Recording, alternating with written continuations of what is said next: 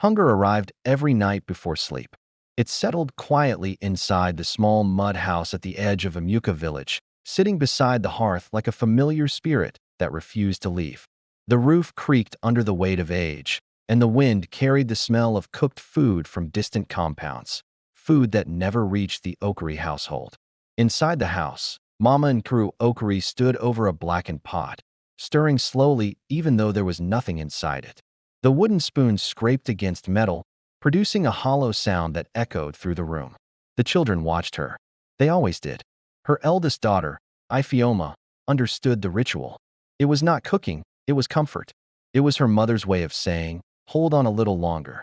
Beside the doorway, Papa Chakwudi Okari sat on a low stool, his shoulders slumped, his eyes fixed on the ground. His hands, once strong enough to break stubborn soil, now trembled slightly from exhaustion and shame. Outside, night crept in. Inside, hunger waited. Once, the Okari family had been respected. Once, their farmland stretched wide, yielding yams so large neighbors came to admire them.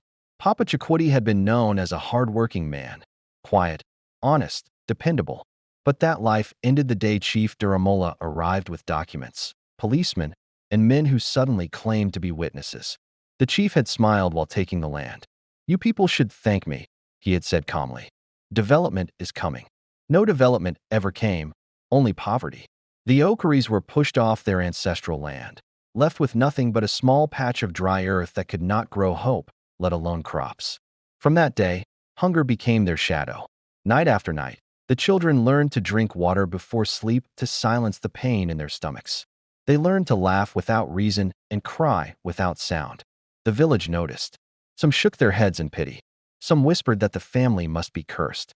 Others avoided them, as if poverty were contagious. Worst of all were the nights when music drifted from Chief Duramola's compound. Loud drums, laughter, and the smell of roasted meat filling the air. The irony was cruel. The thief feasted. The rightful owners starved.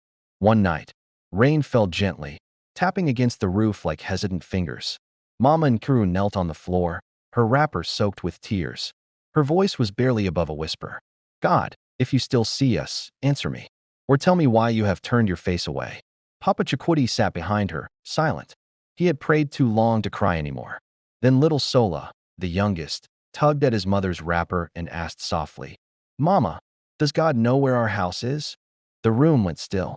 Mama and Kuru pulled him close, her chest tightening as she fought back tears. She did not answer, because she did not trust her voice.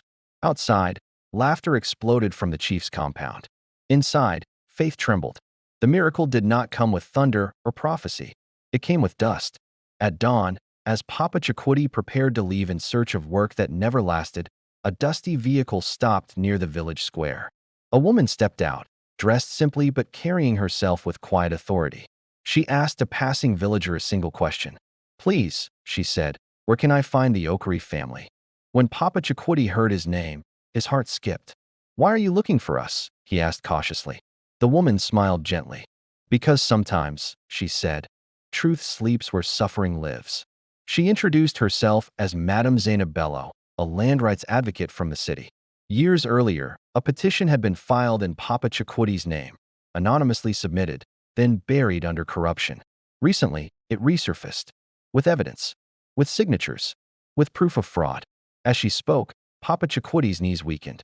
Hope rose, but fear followed closely behind. Hope was dangerous to a man who had lost everything. News spread quickly. Court summons arrived. Investigators came. Village elders were questioned. Chief Duramola laughed when he heard. "They are wasting their time," he said confidently. "I own this village." But laughter fades when truth begins to speak. Documents were verified. Bribes were exposed. Witnesses confessed. The same elders who once turned their backs now avoided the chief's eyes. And the same villagers who ignored the Okaris now greeted them respectfully. Justice was slow, but it was awake. The day of judgment arrived.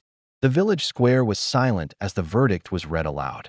Chief Duramola stood stiff, his confident smile gone. The words struck like thunder. All seized land shall be returned. Assets frozen. Public apology ordered. The chief collapsed to his knees. No one rushed to help him. Across the square, the Okari family stood frozen, not in joy, but disbelief. For so long, hunger had shaped their identity that freedom felt unfamiliar. The first harvest from their reclaimed land was abundant. Yams filled baskets. Cassava piled high. Children laughed with full mouths. Mama and Kiru cooked without fear. Papa Chikwudi worked without shame. One evening, as the family sat around a steaming pot, little Sola laughed. "Mama," he said happily, "God knows our house now." Mama and Kiru smiled, tears shining in her eyes. He always did. Chief Duramola now lived quietly on the edge of the village, surviving on charity from the same people he once oppressed. The Okaris, meanwhile, fed neighbors and forgave, but never forgot. The village learned a lesson deeper than hunger.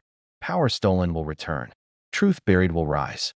Justice may sleep, but it never dies. And the family that slept hungry for years became living proof that dawn always comes. Even after the longest night,